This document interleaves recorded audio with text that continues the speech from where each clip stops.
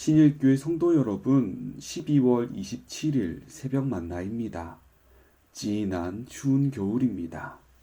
영하 10도의 날씨가 계속된다고 하는데요.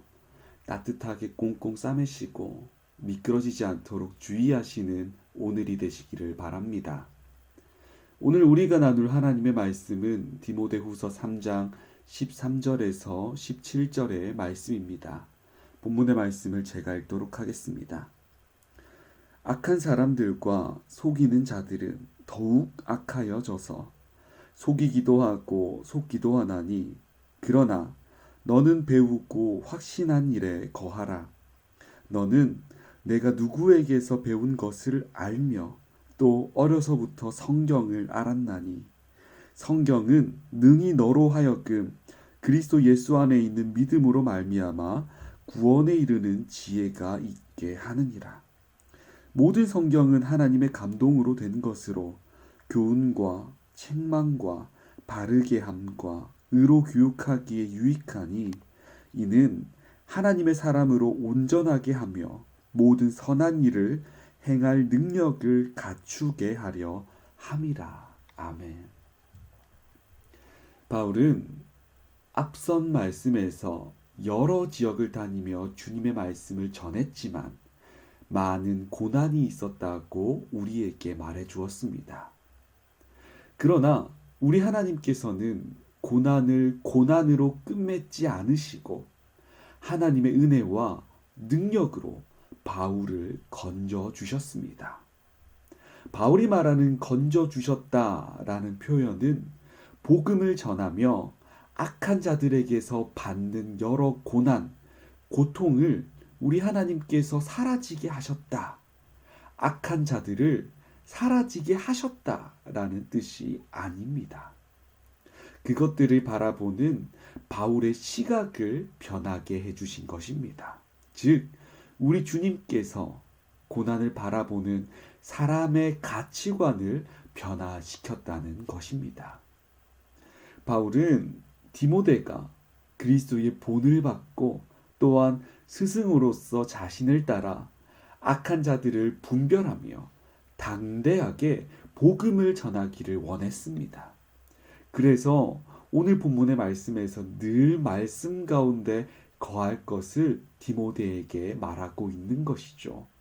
14절의 말씀을 제가 다시 한번 읽겠습니다.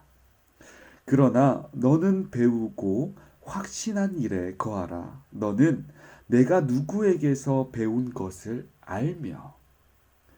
바울은 디모데를 향해서 너는 배우고 확신할 일에 거하라 라고 말합니다. 바울과 디모데가 살았던 때는 누구에게서 배웠느냐 하는 것이 굉장히 중요했습니다. 지금으로 따지면 대학 타이틀을 의미하는 것이죠. 과거 고대 그리스에서는 아리스토텔레스라는 아주 유명한 철학자가 있었습니다. 수많은 사람들이 그에게 수많은 돈을 주면서까지 그에게 배우기를 원했습니다. 그만큼 누구에게서 배웠느냐가 그 사람의 옳고 그름을 판단하는 척도였다는 것이죠. 디모데는 바울에게서 하나님의 말씀을 배웠습니다.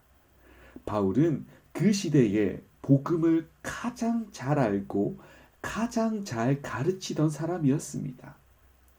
그에게 말씀을 배운 디모데는 자부심을 가져야 했습니다. 또한 진리의 말씀임을 굳게 믿어야 했습니다. 그리고 그것을 전해야 했습니다. 그것이 바로 제자로서의 삶을 살아가는 것이었기 때문입니다.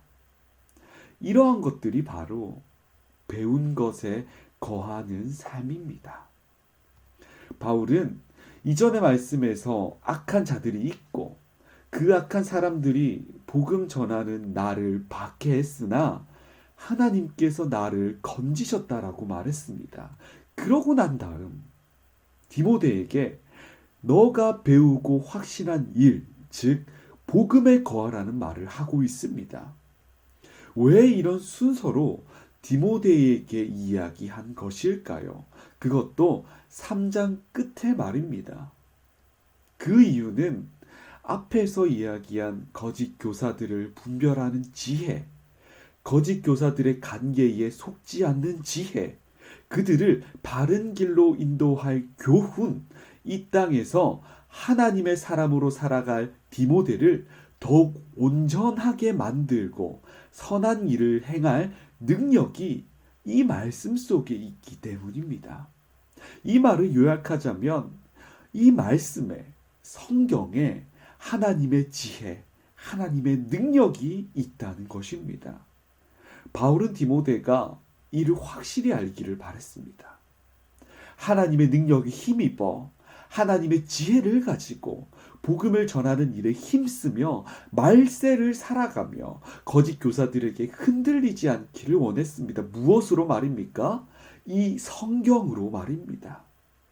성경에 구원이 있고 성경에 지혜가 있으며 성경에 하나님의 능력이 있습니다.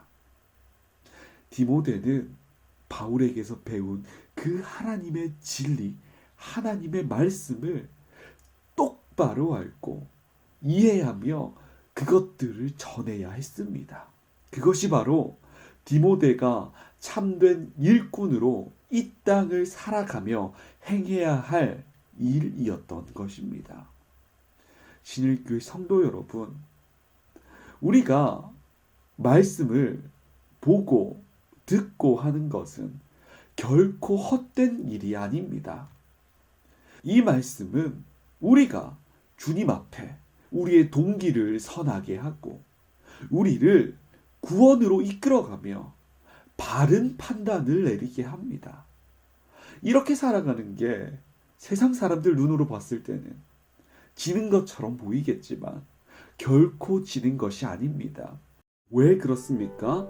말씀으로 살아가는 것이 주님 안에서 능히 이기는 것이기 때문입니다.